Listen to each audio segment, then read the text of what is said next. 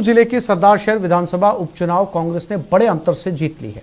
यहां से कांग्रेस कैंडिडेट अनिल शर्मा ने भाजपा उम्मीदवार अशोक कुमार पिंचा को 26,696 वोटों से हराया है। वहीं आरएलपी उम्मीदवार लालचंद मुंड तीसरे नंबर पर रहे। कांग्रेस के वरिष्ठ नेता और विधायक रहे भंवरलाल शर्मा के निधन के कारण यहां पर उपचुनाव हुए हैं। अनिल शर्मा को कुल 91,357 वोट मिले हैं, जबकि भाजपा के अशोक पिंचा को 64,505 और आरएलपी के लालचंद मुंड को 46,753 वोट हासिल हुए हैं। सरदार शहर के विधायक चुने जाने पर अनिल शर्मा यहां के पूर्व विधायक भंवरलाल के बेटे हैं। उन्होंने अपने पहले ही विधानसभा चुनाव में भारी मतों से जीत दर्ज की है। जीत के साथ कांग्रेस ने उपचुनाव में जीत के अपने रिकॉर्ड को भी कायम रखा है।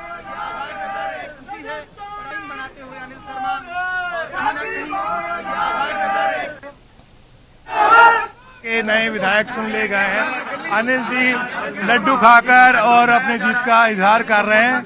बहुत खुश होंगे अनिल जी, आज जीत का लड्डू बहुत मीठा लग रहा होगा।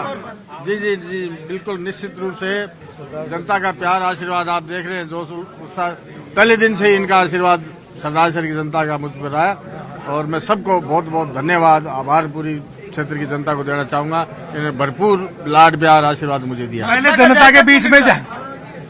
देखिए, भाजपा चुनाव लड़ने के लिए लड़ रही थी, बाकी भाजपा ने क्षेत्र में कोई काम नहीं किया, जनता के हितों के लिए कभी कुछ किया नहीं। अनिल शर्मा सरदार शहर के विधायक चुन लिए गए हैं। 26,852 वोटों से उन्होंने धमाकेदार जीत दर्ज की है।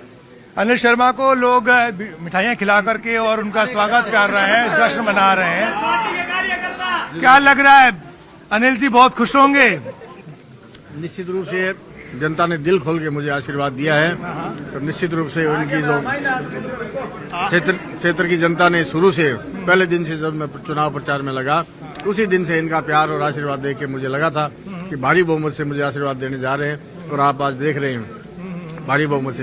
लड्डू तो बहुत मीठा लग रहा होगा, जीत का जो स्वाद है बहुत ही बड़ा होता है, अलग होता है। निश्चित रूप से सारे मतदाताओं का, क्षेत्र के मतदाताओं का मैं बहुत आभार दिल से और धन्यवाद ज्ञापित करना चाहूंगा कि उन्होंने भरपूर आशीर्वाद मुझ पर दिया।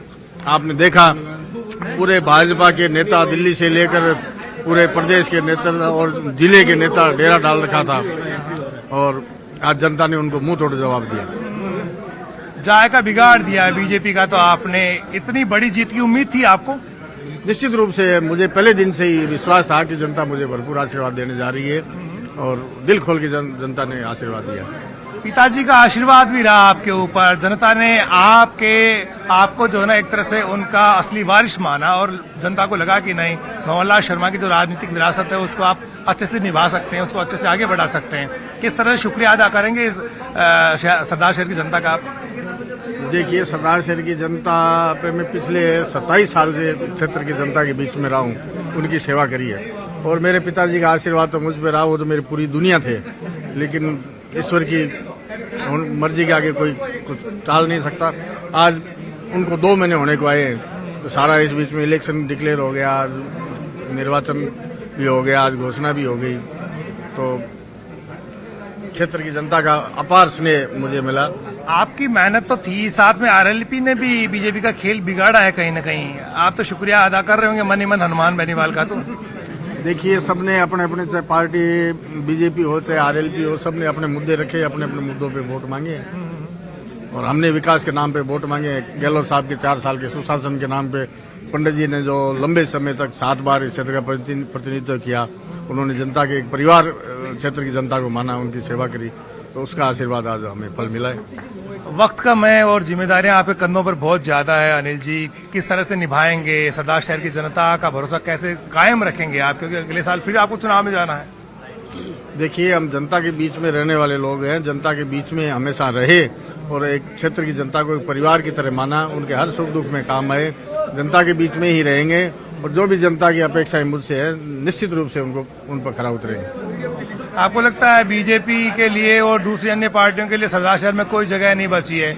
यहाँ पर तो भंवरलाल शर्मा ने जो ख्वाब देखे थे वही पूरे होंगे और अनिल शर्मा अब आगे जो है इसी तरह जीतते रहेंगे? निश्चित रूप से मैं पंडित जी के आदर्शों और सिद्धांतों का अनुसरण करते हुए उनके पद चिन्हों पर चलते हुए। सरदार शहर उपचुनाव जीतने पर कांग्रेस दफ्तर में भी कार्यकर्ताओं ने जमकर जश्न मनाया।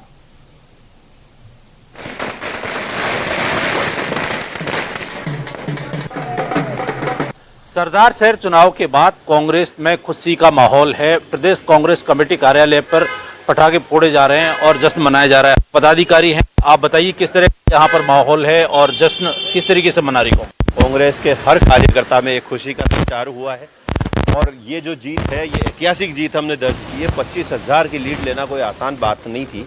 ये लीड एक विचारधारा की लीड है। सबसे बड़ी बात मैं जीत को श्रेय देता हूँ, एक विचारधारा।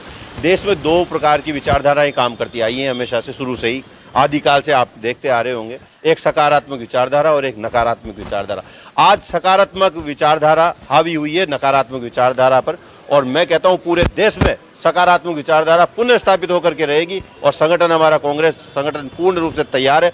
पूरे देश में ऐसे ही हम झंडा फहराएंगे। 2024 की जीत पूरे देश में दर्ज करेंगे। और यहाँ विधानसभा, आने वाले विधानसभा चुनाव का वो अभी से आगाज हो गया है। 2023 हमने निश्चित कर दिया है, ये सेमीफाइनल ने बता दिया है कि वो उनके पांव भी नहीं टिक पाए मैदान में।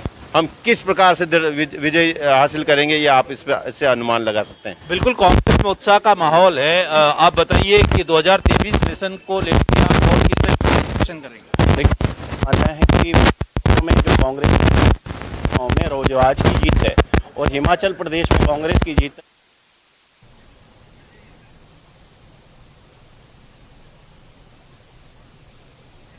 सरदार शहर उपचुनाव पर कांग्रेस नेता धर्मेंद्र राठौड़ ने कहा कि उपचुनाव में इतने मतों से जीतना बड़ी बात है। 2023 में अशोक गहलोत के नेतृत्व में फिर से सरकार बनाएंगे। चुनाव के नतीजे हमारे सामने आ चुके हैं। कांग्रेस ने भारी मतों से जीत हासिल की है और इसकी कमान संभाल रखी थी धर्मेंद्र राठौड़, जो कि कांग्रेस नेता है और मेरे साथ इस वक्त में मौजूद है। सर से हम जानेंगे, सर, दावा किया था आपने 25 से 30,000 वोटों से आप जीतेंगे, जीत हासिल कर ली है। कैसे देखते हैं इस तस्वीर को और आगे की क्या तैयारियां हैं? देखिए, मैं इसको उपचुनाव नहीं मान रहा हूँ। मेरी नज़र में ये, चूँकि 1 साल से कम समय बचा है आम चुनाव का, तो ये आम चुनाव है। और जब सारे के सारे उपचुनाव, 9 चुनाव में से बीजेपी केवल 1 चुनाव जीती है और कांग्रेस सारे चुनाव जीती है, बड़े अंतर से जीती है। इसका मतलब है कि अशोक गहलोत जी के नेतृत्व में जब से सरकार कांग्रेस की राजस्थान में बनी है, तब से जो फैसले उन्होंने किए हैं, सबसे बड़ा फैसला नंबर 1 उनका आता है कोरोना का बेहतरीन प्रबंधन। उसकी तारीफ न केवल राजस्थान के लोग, पूरे देश के लोगों ने पसंद किया और खुद प्रधानमंत्री जी ने भी इस बात की तारीफ की। दूसरा उनका बड़ा फैसला, जो पूरे देश में, दुनिया में 10 लाख का चिरंजीवी स्वास्थ्य बीमा योजना, उसकी तारीफ। मैं नहीं समझता हूँ कि इस देश की बात छोड़ दीजिए, दुनिया के 200 से ज़्यादा कंट्री हैं, उनमें भी ऐसी कोई बड़ी योजना आई हो। किसानों का कर्ज माफ़ी सरकार बनते ही कर दिया। बिजली का बिल करीब करीब फ्री हो गया।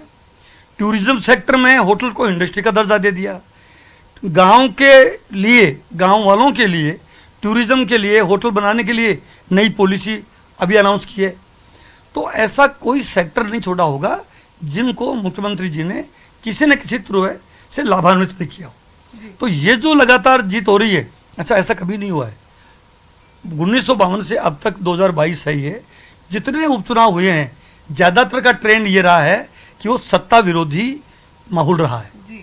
ये पहला उपचुनाव है जिसमें सत्ता के पक्ष में न केवल जीत है बल्कि लहर चल रही है। इसी के साथ मैं महिमा जैन, कैमरामैन भवानी सिंह के साथ, न्यूज़ 18 राजस्थान, जयपुर।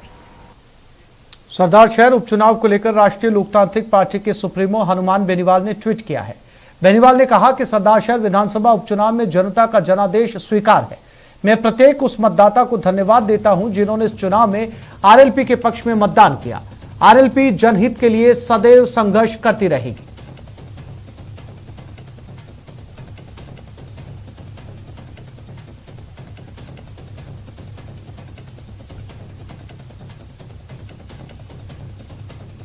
और तस्करों के खिलाफ कार्रवाई